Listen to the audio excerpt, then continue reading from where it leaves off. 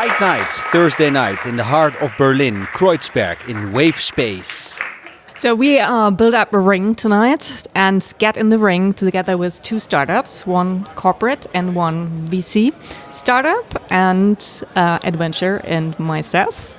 In the left corner, wearing the red and white HTGF colors, is partner Tanja Emmerling, accompanied by portfolio company bookingkit. And we will fight for what's best for startups. Okay, but I do see actual boxing gloves, so are we going to punch each other as well? Absolutely. It's going to be the target of tonight, and It will I'm be really hard, excited. it will be tough, and it will be straightforward. And if arguments don't work, we have something to punch. Yeah, actually, it's going to be a bloody night. That's clear. Yeah, without black eyes, you cannot leave here. Absolutely, and it's the question is only who's going to win and who's going to leave. There's no way out. In the right corner, etVenture's founder Christian Lüdtke with RepairFix. I would say, let's start with the first round. An article from the Harvard Business Review says that the term corporate entrepreneur devalues what a real entrepreneur does. Christian, can we please make sure that there's no such thing as a corporate entrepreneur? Well, talking about fake news right now, right? This is all wrong. I cannot disagree more, to be honest, because I am actually an example for that a corporate startup is working. Because, like in former days, like some 10 years ago, myself, I founded a corporate startup called Skojo. It's an e-learning platform. That's what I did within Bertelsmann. Couple of years ago again, and it still exists. It's still around. It's still successful. So I'm the proof that a corporate startup is working and is performing successfully. So I think that's it can be super limited to the experiences the corporate has itself. But if you really want to disrupt an industry or really found out something new, then you need to be on the market by yourself, because you have to invent the market completely new. So if you, for instance, think about the travel industry, no Thomas Cook, no TUI would have made a Get Your Guide, or the companies that are behind it, for instance. Do you agree? I think we're talking about the term entrepreneur, and I think one very consistent point of entrepreneur is to have skin in the game, which actually means you're in it with mostly your full money yourself, you're mostly in it with your shares, you're raising, but it gives you the opportunity to actually raise money from all different kinds of sources to convince people to go on your mission. And I think that's really, really important. And speaking about devaluation of the term entrepreneur, I would say, okay, you need skin in the game to be a real entrepreneur. So guys, what do you think? Who was winning this round? Is it the VC landscape?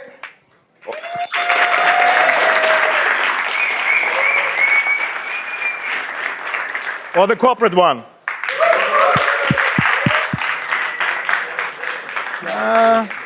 So who was winning? I don't know. I think VC was a bit louder. I think so. Okay. Second round. One of the biggest advantages of a corporate startup is to use the resources of the mother company. Moritz, RepairFix is backed by BASF. Do you notice these kind of advantages, or is it more theory than practice? I would totally agree, right? So we are able, and that is actually the idea behind a corporate startup, to profit from the so-called corporate advantage. Because otherwise, if you don't have this one, you can start a startup on the field, right? You don't need the backup from of a big corporation. I'll tell you a personal story. When I started bookingkit, we had nothing. So I didn't have developers, nothing, but I wanted to sell software. So we had PowerPoint slides, and they looked really nice, showing the software. And I went around to customers and sold the software. But I didn't have the software, I just sold it. And then I closed 10 contracts selling the software. And then I went to my developers and said, I have a good news and a bad news. Good news is we have customers. Bad news, you have to deliver in 2 months. So this is how startups start. Which corporate legal structure will allow selling fake stuff? Well, actually, this is also possible in a corporate environment. I mean, you're talking about like that corporations or how corporations operated maybe 5 or 10 years ago, right? But this is not true anymore. They are very attractive. Corporations are very attractive to talented people who want to join them because there they have the opportunity to, first of all, develop their own startup. This is one thing. And the other thing is that they are supported by the corporation. And what you're talking about is really about like old-fashioned, what you believe was true like 10 years ago. It's not anymore because they are looking into innovation in a very different way and very aggressively. And so therefore, I would not buy your argument, what you said.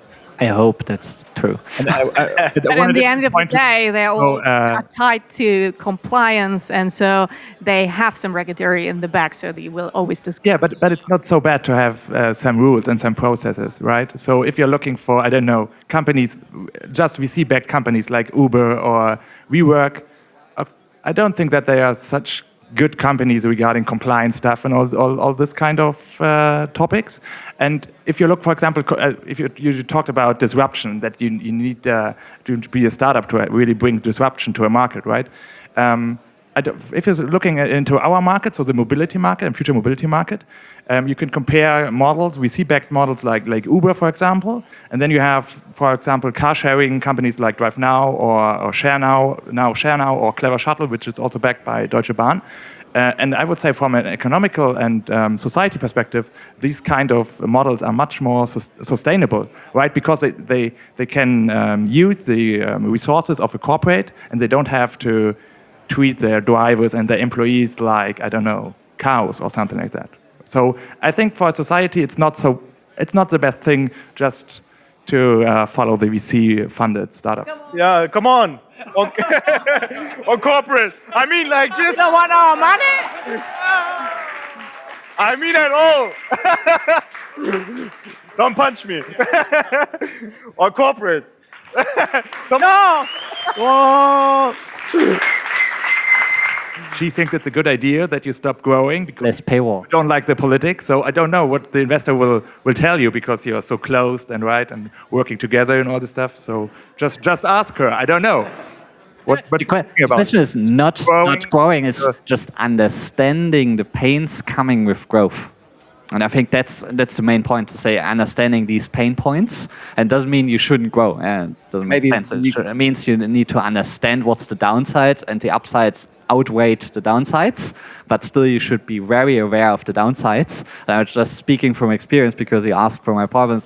That's actually my problem. And I can't imagine larger corporates how that would be. You have to then ask corporate startups how to do it, because like they have management skills you probably don't have, because like in a startup environment from the beginning you don't need those kind of skills, but later on you need those kind of skills very much. Like Might be that all the politicians are with you.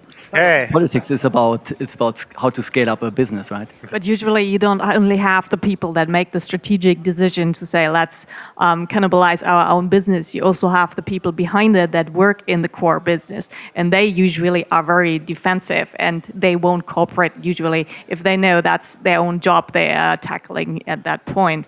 So I think it's a lot of hassle if you have competition on your own side that has to support you, because that will be a lot of discussions. There will be people in it, even if you strategically don't want it, but they will work against it, and that makes it very difficult to drive it forward. I think it's much more easier if you're on the market, then competition is very welcome. It shows that there's a market, and then you can drive for it and have the backup that you go for it against it and make the play. But if you have discussions internally, and maybe not every one of the employees are following this lead, then it might be very difficult, and you don't know it maybe. The opponents went for it the full 7 rounds after not being stopped by the referee, who called it a night by declaring 2 winners in the end.